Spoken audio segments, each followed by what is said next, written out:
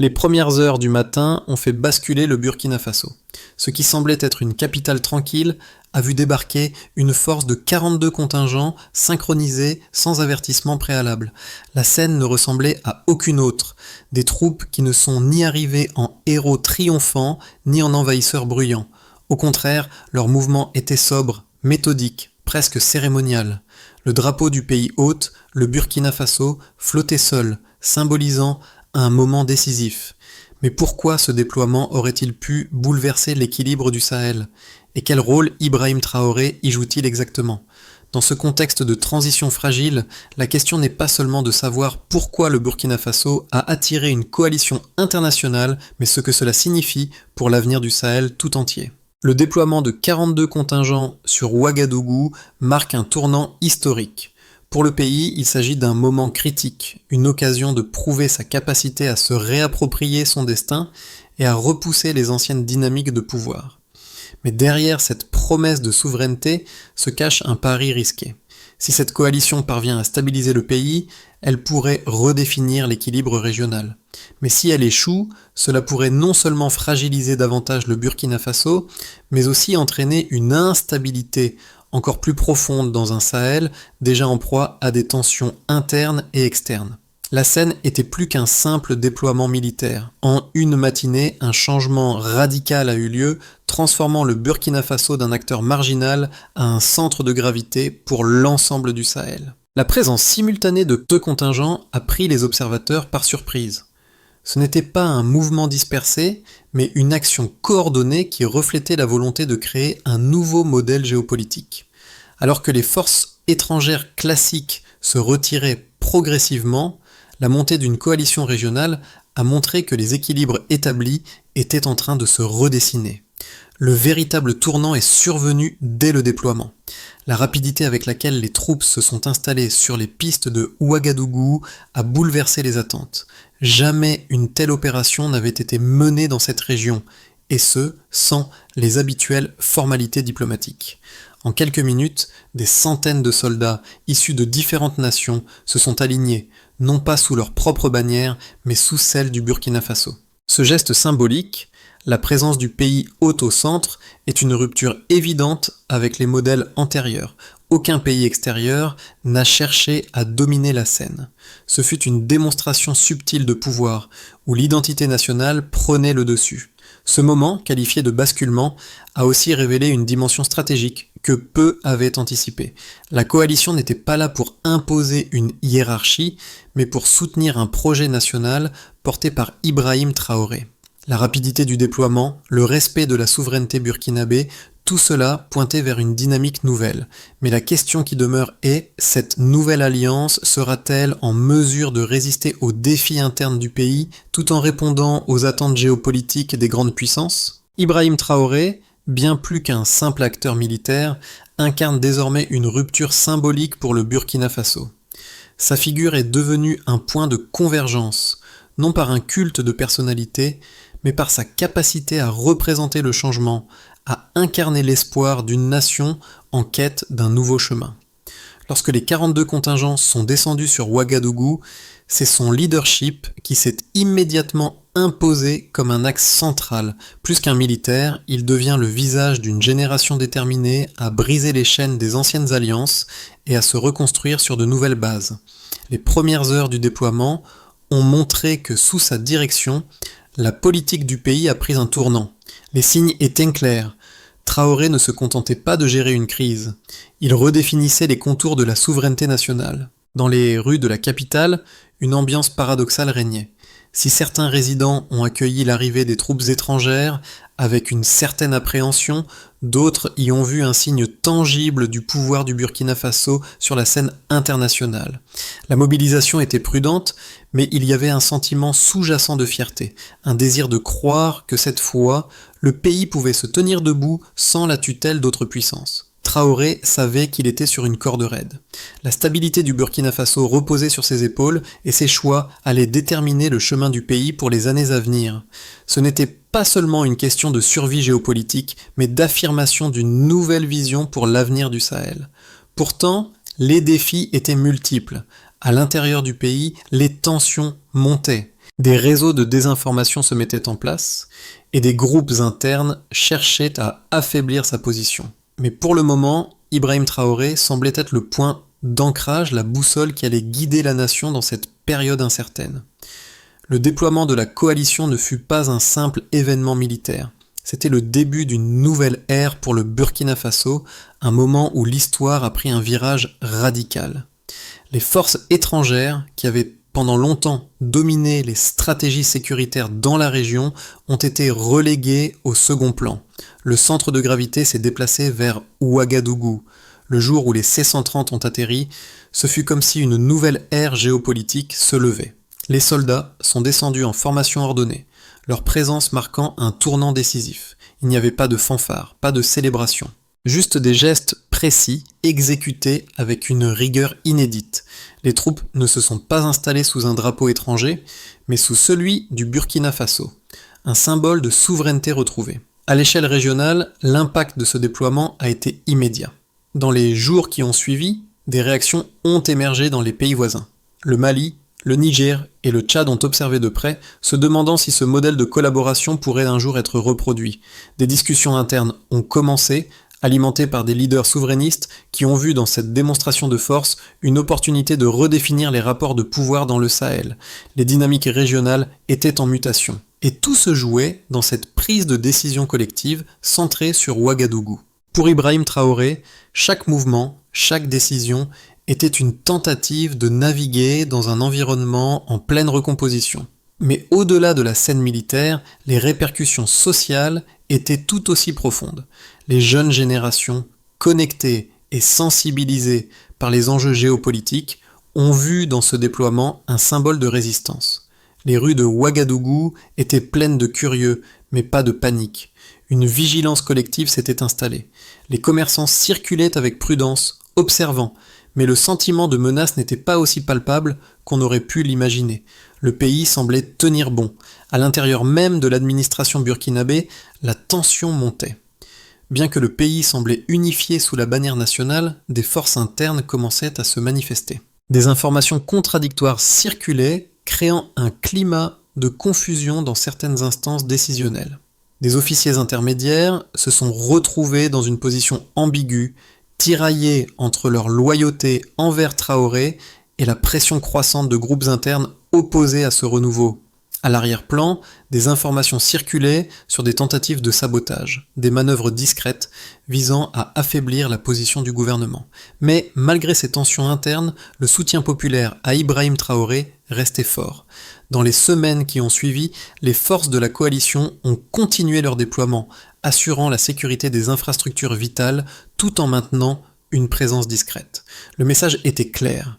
Le Burkina Faso était désormais maître de son destin, mais cela ne signifiait pas que la route serait facile.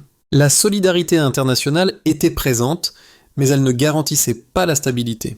Les défis à venir seraient multiples, de la gestion des rivalités internes à l'adaptation des forces armées nationales face à une situation en constante évolution. Le Sahel ne serait plus jamais perçu de la même manière. Les chiffres qui ont accompagné ce déploiement sont révélateurs d'un changement stratégique majeur. Le plus frappant est le nombre de contingents déployés simultanément.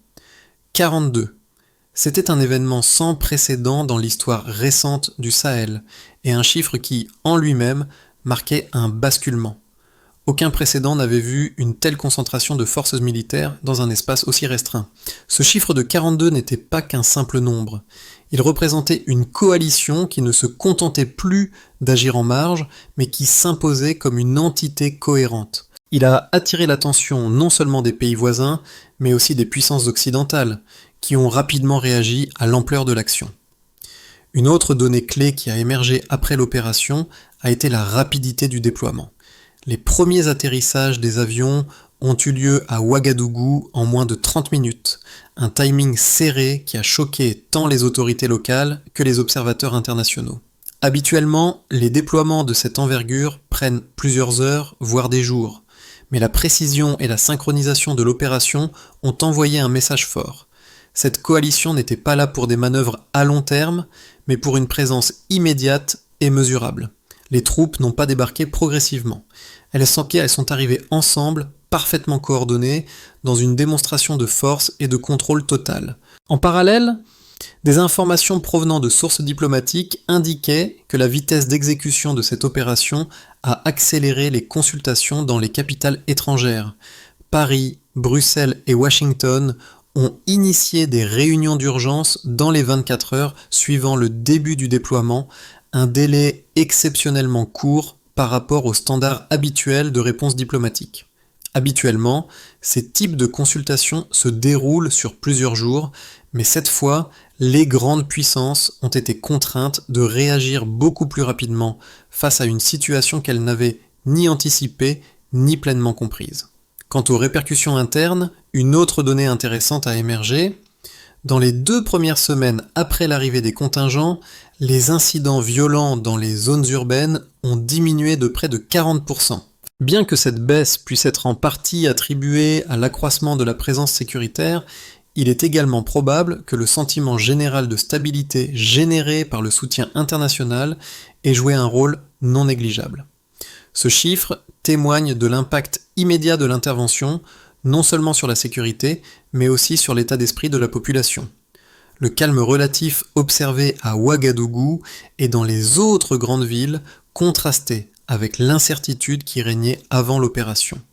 Cependant, au-delà de ces chiffres, d'autres éléments plus subtils commencent à prendre forme. Des observations ont suggéré que la population était globalement plus réceptive aux messages nationalistes et souverainistes.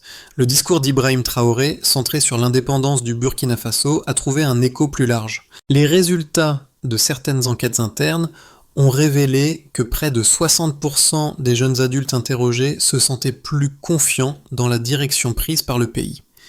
Ces résultats contrastent avec les sondages précédents, où une majorité exprimait des préoccupations concernant l'avenir politique du Burkina Faso. Ces changements dans l'opinion publique montrent que, pour une partie de la population, ce déploiement est perçu comme un tournant, une occasion de redéfinir leur avenir en dehors des influences extérieures. Les analyses sur l'impact de cette opération se divisent en 2 grandes écoles de pensée. La première, qui soutient l'idée que la présence de la coalition pourrait apporter une stabilisation à long terme, insiste sur le fait que cette action permettra au Burkina Faso de se libérer des influences extérieures traditionnelles. Elle voit dans l'alignement de 42 contingents une forme de légitimité renforcée pour le pays. Le soutien militaire, apporté par ces forces, loin d'être une forme d'ingérence, serait interprété comme une aide précieuse dans un contexte où les institutions burkinabées peinent à stabiliser le pays par elles-mêmes. Pour ces analystes, cette intervention marquerait le début d'une nouvelle ère de coopération régionale, où les États africains, loin de dépendre des puissances occidentales, pourraient coopérer entre eux pour maintenir l'ordre et la sécurité. Cependant, cette première lecture est contrebalancée par une autre, plus sceptique, qui soulève plusieurs points critiques. Selon cette analyse, même si la présence de la coalition est perçue comme une aide, elle pourrait également nuire à la souveraineté du Burkina Faso. L'influence de puissances étrangères, même sous couvert d'une coalition, comporte des risques de dépendance et d'ingérence. Cette lecture met en lumière les dangers d'une intervention militaire à grande échelle, qui pourrait fragiliser davantage les institutions locales en remplaçant des solutions internes par des réponses extérieures. La crainte ici est que le pays devienne un acteur secondaire, dépendant des décisions stratégiques prises à l'extérieur alors qu'il cherche à restaurer son autonomie. Les critiques de cette approche soulignent également la complexité de la situation interne du Burkina Faso. Bien que la coalition semble avoir un effet stabilisateur immédiat, les tensions internes du pays, exacerbées par des intérêts divergents, pourraient se manifester plus tard. La montée du nationalisme et des revendications souverainistes pourraient prendre de l'ampleur, notamment si certains segments de la population perçoivent la présence des troupes comme une perte de contrôle national. Le soutien populaire à Ibrahim Traoré est fort, mais cette adhésion pourrait être mise à l'épreuve si des fractures internes commencent à apparaître. De plus, la consolidation du pouvoir à travers l'intervention étrangère pourrait ne pas suffire à surmonter les défis politiques à long terme, où les structures étatiques fragiles risquent de se dissoudre à nouveau sous la pression des divergences internes. En fin de compte, ces deux visions du déploiement militaire du Burkina Faso et de la coalition internationale ne sont pas nécessairement contradictoires, mais elles révèlent des défis de taille. D'un côté, la présence des troupes pourrait offrir un soulagement immédiat et une certaine stabilité dans un pays en crise. De l'autre, elle soulève des questions cruciales sur la capacité du Burkina Faso à préserver sa souveraineté et à gérer ses affaires internes sans devenir dépendant des puissances étrangères. Le véritable test résidera dans la manière dont le pays navigue entre ces deux forces opposées, l'autonomie retrouvée et les réalités géopolitiques incontournables. Ce qui semblait initialement être une simple intervention militaire a rapidement évolué en un pivot stratégique majeur. La coalition de 42 contingents, loin d'être une solution temporaire, a changé la dynamique géopolitique du Sahel. Mais le véritable basculement ne réside pas uniquement dans l'aspect militaire. Il se trouve dans le message symbolique envoyé par le Burkina Faso. Le drapeau du pays, flottant au centre de cette coalition, ne représente pas seulement la souveraineté retrouvée. Il incarne un défi silencieux aux puissances traditionnelles, un message clair. Le Burkina Faso, sous la direction d'Ibrahim Traoré, ne se laissera pas dicter son avenir. C'est là que le jeu devient plus complexe. Bien que l'intervention ait été accueillie par une partie de la population, avec une certaine confiance, les fissures commencent à apparaître à mesure que les réalités internes du pays se confrontent aux attentes extérieures. Le soutien à Traoré est fort, mais jusqu'où la stabilité interne peut-elle se maintenir face à la pression croissante des acteurs internes et des puissances internationales qui surveillent de près chaque développement ? Le pays se trouve à un carrefour. Il doit maintenant démontrer qu'il peut non seulement résister à ces influences extérieures, mais aussi gérer efficacement les tensions qui émergent à l'intérieur. Les conséquences de ce déploiement militaire ne se sont pas fait attendre, et elles ont traversé plusieurs couches de la société burkinabé et de la région du Sahel. À l'échelle nationale, une première série de réactions a émergé immédiatement après l'arrivée des troupes. La population, bien que partagée, a globalement perçu l'action comme une validation de la direction prise par Ibrahim Traoré. Ce déploiement qui a permis au pays d'affirmer sa souveraineté sur la scène internationale a été un moment de fierté pour une grande partie de la population, en particulier chez les jeunes générations qui ont vu dans ce geste un acte symbolique fort. Les discours souverainistes et nationalistes se sont intensifiés, renforçant la position de Traoré comme un leader incarnant l'espoir d'une indépendance retrouvée. Cependant, cette dynamique de soutien populaire a été nuancée par la montée de tensions internes. Les institutions burkinabées, déjà fragilisées par des années de crise, ont commencé à montrer des signes de dysfonctionnement. Les structures administratives ont été bousculées et plusieurs officiers intermédiaires se sont retrouvés dans une position inconfortable, tiraillés entre leur loyauté à l'égard de Traoré et les forces internes qui remettaient en question sa gestion du pays. Des rumeurs sur des tentatives de sabotage au sein même du gouvernement ont commencé à circuler, alimentant un climat de méfiance croissante. Ce manque de cohésion au sein des élites politiques pourrait devenir un facteur de déstabilisation supplémentaire si des fractures internes ne sont pas rapidement réparées. Au niveau régional, les répercussions ont été tout aussi marquantes.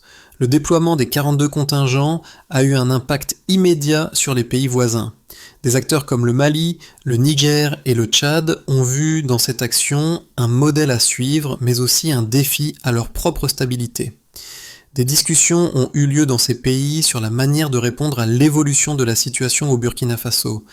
Les leaders souverainistes de ces pays ont rapidement souligné l'importance de la décolonisation, des relations internationales dans le Sahel, cherchant à redéfinir les alliances et les rapports de force dans la région. Cette prise de position pourrait entraîner des changements significatifs dans la manière dont les pays du Sahel interagiront avec les puissances extérieures à l'avenir. Enfin, à l'international, l'intervention a bouleversé les attentes des grandes puissances.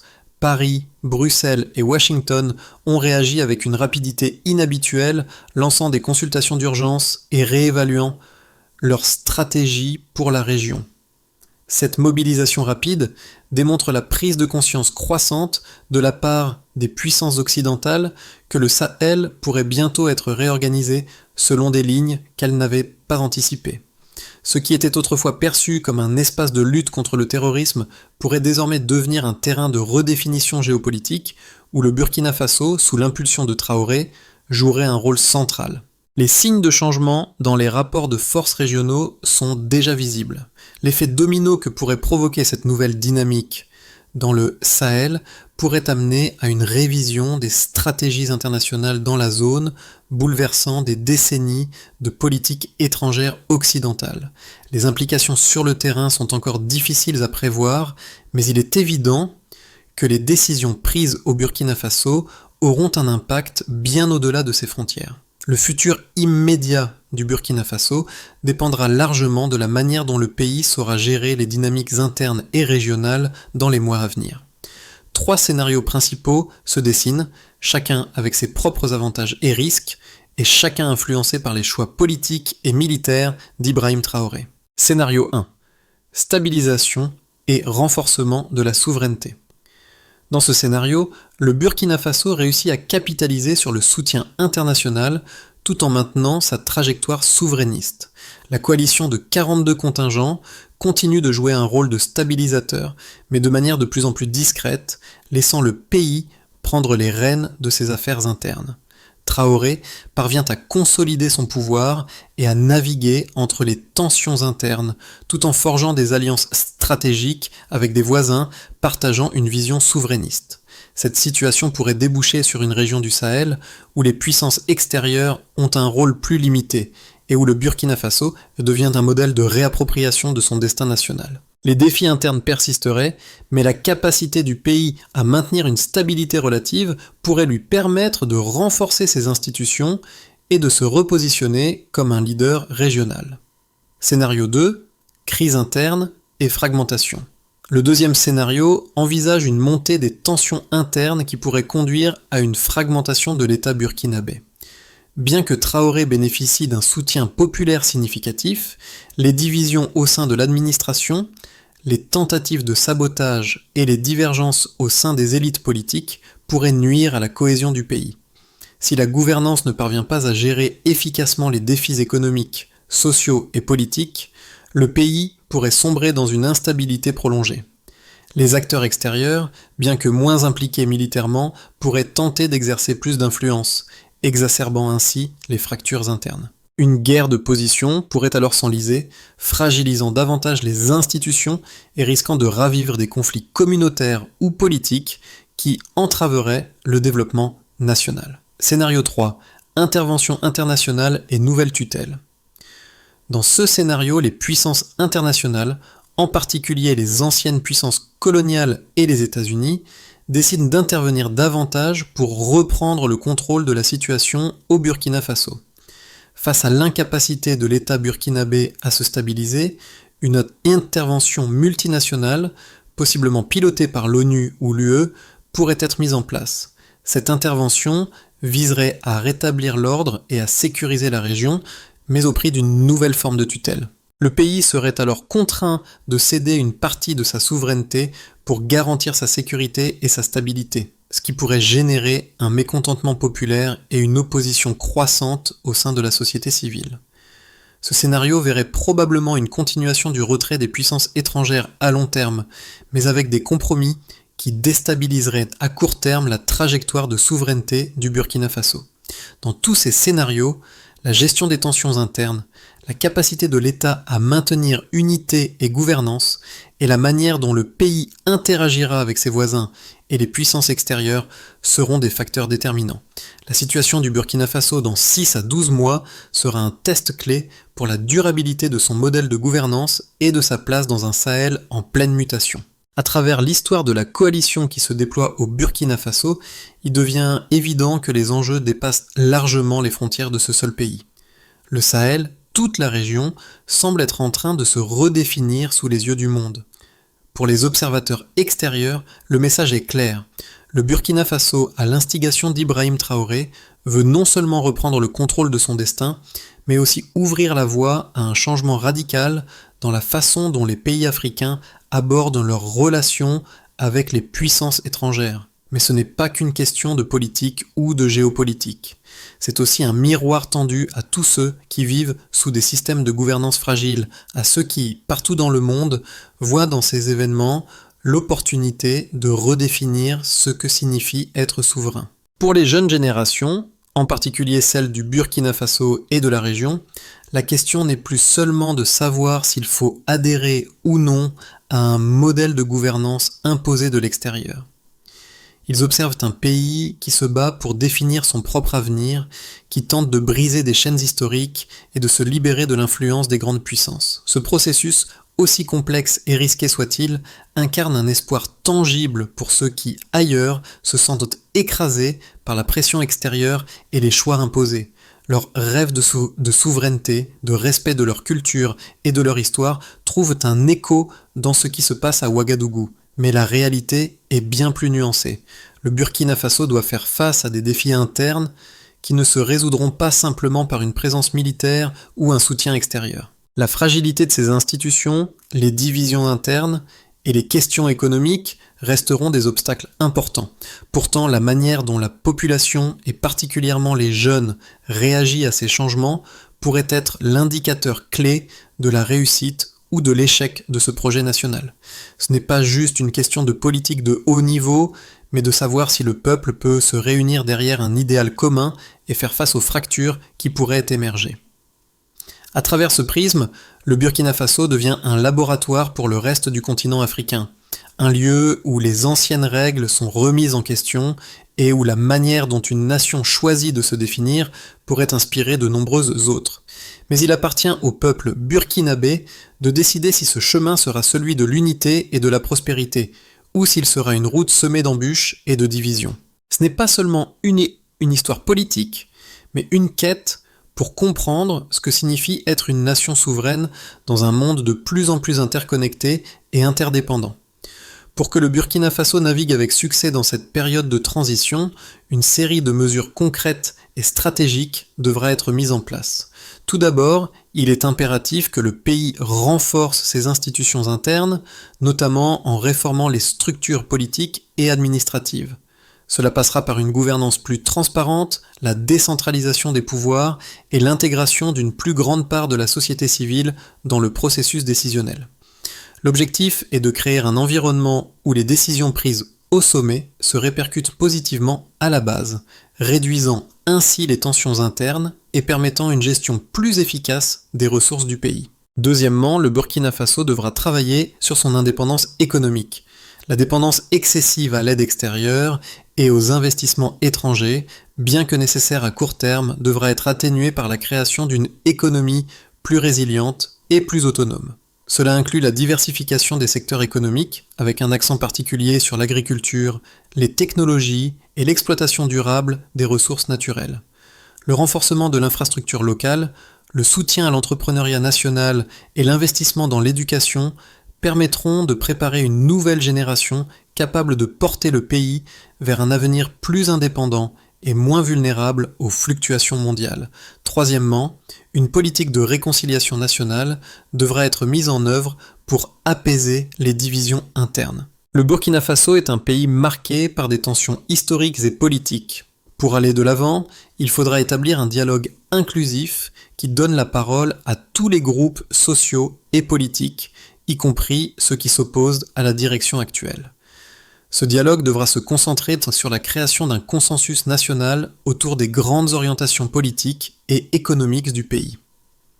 Le rôle de la société civile et des organisations locales sera essentiel dans ce processus, car elles sont souvent les mieux placées pour comprendre les préoccupations et les aspirations des citoyens. En parallèle, le Burkina Faso devra renforcer ses relations avec ses voisins tout en équilibrant les influences extérieures.